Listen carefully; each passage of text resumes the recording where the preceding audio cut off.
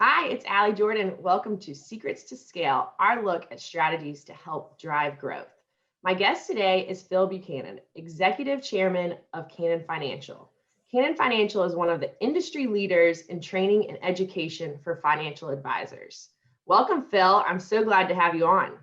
Alli, thank you. Appreciate the opportunity to be with you. Looking forward to it. Well, we go back to the early stages of my career. And so I've had the opportunity to watch you at conferences, interact with advisors, and the gift that you have to teach and educate is really something special. So do you mind talking a little bit about kind of the mission of Canon and what you guys are doing in the space? Sure. And you're kind in your remarks. Thank you. Thank you for that. You nailed it really well in the intro. Canon is a professional education firm that is dedicated and concentrated solely to the wealth management space. You mentioned an important word, and that is mission. We start with an orientation that every end user client, so the client of an advisor, be it an individual or hopefully a family, is entitled to the very best in counsel and advice when it comes to their comprehensive wealth plan, not just their investment plan, their insurance plan or retirement plan, but the entire spectrum. And so with that as our orientation, our mission is to help prepare advisors to offer the very best in counsel and advice when it comes to the total wealth management plan. It's a lofty aspiration, and we get that. But for those who engage and adopt it, it's absolutely amazing what happens, not just for their clients, but for their practice and their reputation as well. Yeah, and we've seen that firsthand with what you guys are doing. I think something you said that's really important there is it's not an individual or a client, it's a family, right? To focus on, I think advisors, especially today with the transfer of wealth that we're seeing, that family aspect is really important for advisors to remember. So what you guys have been doing, a lot of that has been in person your entire career. So obviously the past year and a half has really affected that. So what are some ways that you guys have been able to adapt, learn new kind of, tricks and what you guys are doing, and just a couple of things that you've learned during the pandemic that we've been going through? First off, great question. I have a couple of stats that you might find kind of interesting to hit your point. In 2019, of course, the year before the pandemic, our teams were on the ground in all 50 states in the U.S., and we were also in 7 foreign countries. In 2020, we were in 14 states and no foreign countries, and the vast majority of those 14 all obviously took place in Q1. However, we actually had more education events in 2020 than we did in 2019, because like the rest of the world, we became PhDs in Zoom in the various formats like this, where you're working face to face but remotely. We learned a lot. First off, we learned that from an efficiency standpoint, digital communication is a fantastic tool. We learned that there is a level of grace that we all extend to each other when we are limited in abilities. You think about this environment right now. I've never physically been into your home, but I evidently am in your home right now, your home office. You're in my home office. And so we noticed that the level of engagement that advisors were having with their clients was, I dare say, more genuine and perhaps more authentic than the wood panel conference room that we have at our offices.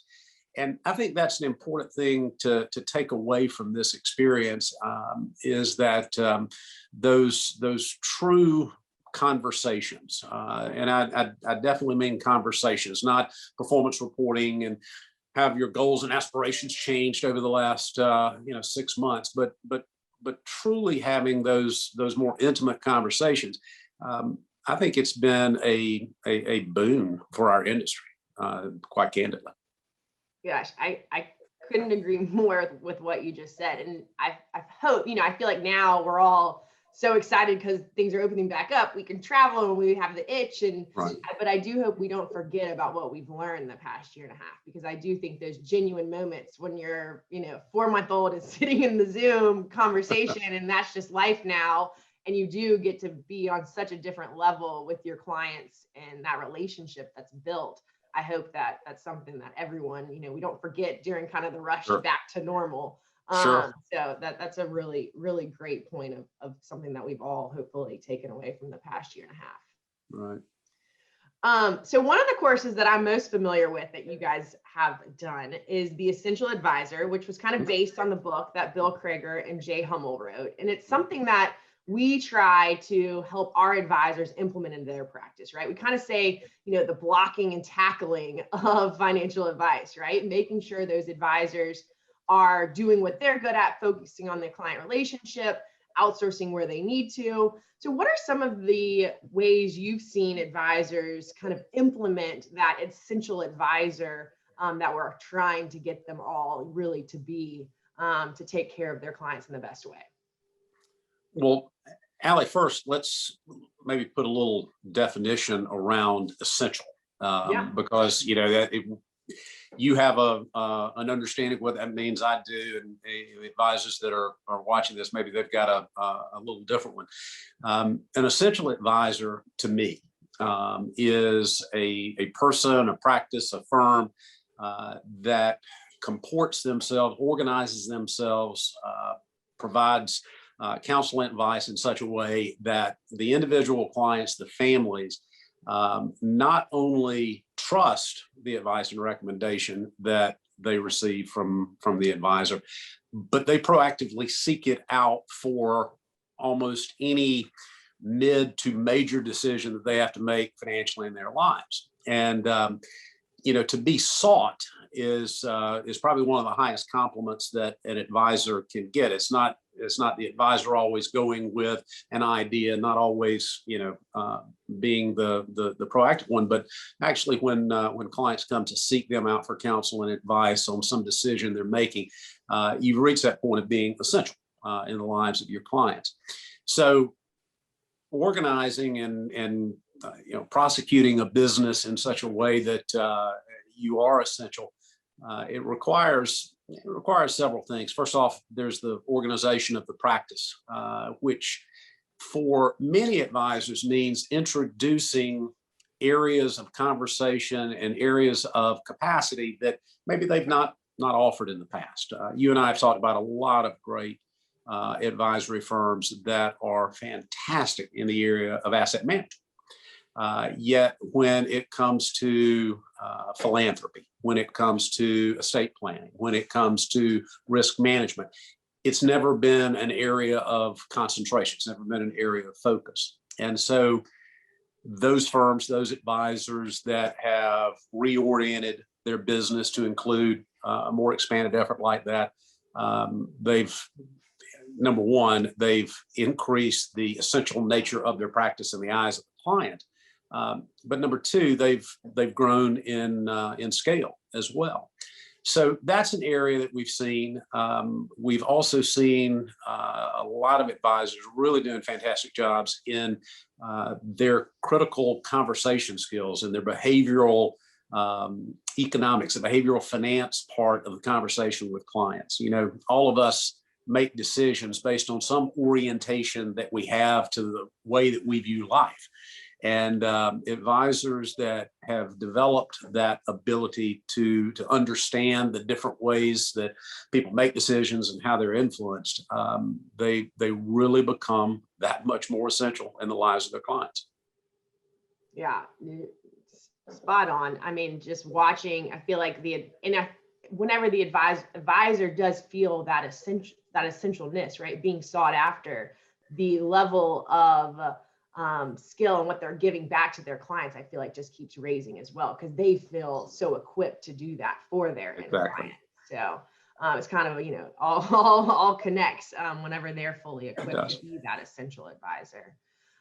So, one of the reasons we've done this podcast is really trying to get things in front of advisors that maybe they didn't know was available to them, or if they're interested in kind of implementing things into their practice. So, a lot of the firms you work with in the wealth management space, the curriculum is very readily available. A lot of the advisors we work with, they're on their own. So they don't know how do we access this, or where do we get in front of it? Or what are some of the ways that you've seen advisors really be able to take some coursework or find what they should focus in on?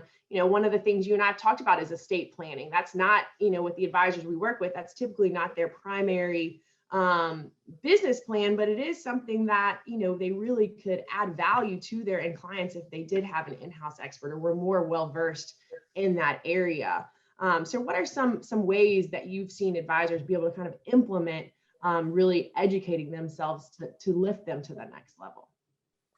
Well, one of the things that I want to say first off on that, Alli, is to dispel the myth that you have to be an expert in an area to have a conversation in that area. We talk a lot at Canon about the concept of conversational competence, the ability to have conversations in the area, but I don't have to be an expert. I have to have experts at my disposal. And I think that's one of the most important things that advisors can do, is to build out that multidisciplinary team of experts.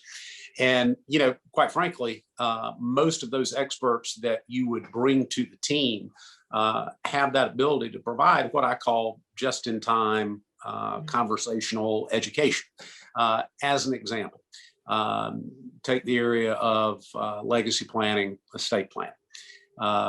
For 25 years or so, we have done a monthly at Canon, a monthly estate planning teleconference where we've got one of the nation's leading trust and estate attorneys doing a 1-hour CE program every month. What we've seen a lot of advisors do is host that webinar series and invite attorneys in. Now, I've been doing it digitally most of the time for the last year, obviously, but invite those attorneys in and build that type of relationship with those experts. Well, a couple of things are happening. Number one, you're getting the education just the same as the attorneys are, but you're building relationships with those attorneys so that if you've got a client that has, an issue, they've got something that is beyond your level of conversational competence, you've now earned the right to pick up the phone, call that attorney, have a brief conversation, and not be on a 6-minute billing cycle with that attorney. So there are opportunities like that. Of course, our company provides a lot of opportunities, but there's some great information that is available through other partners within the industry. So the asset management firms, the insurance companies. I mean, there's so much content out there that I think sometimes the curation of that content is the more challenging issue than actually the content that is available. But I really would encourage advisors, particularly the principals of the firms that you work with, and maybe are listening in here, to have a defined educational process that your firm is undergoing, a defined professional development deal.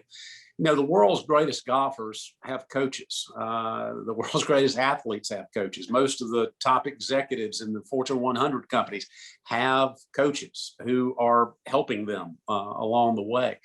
And all too often, we try to go it alone. And there's no doubt that all of us, you, me, everybody on this line, we do better when we've got somebody that can be objective and unbiased, giving us a little bit of feedback. Yes. And I love the conversational confidence. That's something we try to make sure advisors feel equipped with anything that they're talking about. There's so many buzz things going on in the space, right. ESG being one of them. And when we're talking to the advisors about that, say you don't have to be a full expert, partner with people that know that, but make sure you have, enough to have that conversation with your client so they know you have the resources in order to implement a plan for them. So I think that is that conversational confidence, not going it alone. The golf analogy is perfect.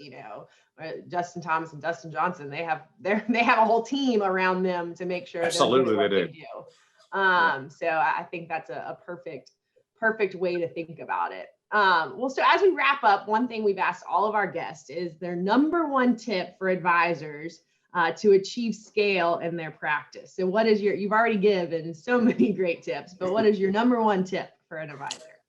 This is going to shock you, but I don't know that I can break it down to just one. So I can narrow it down, I think, to two.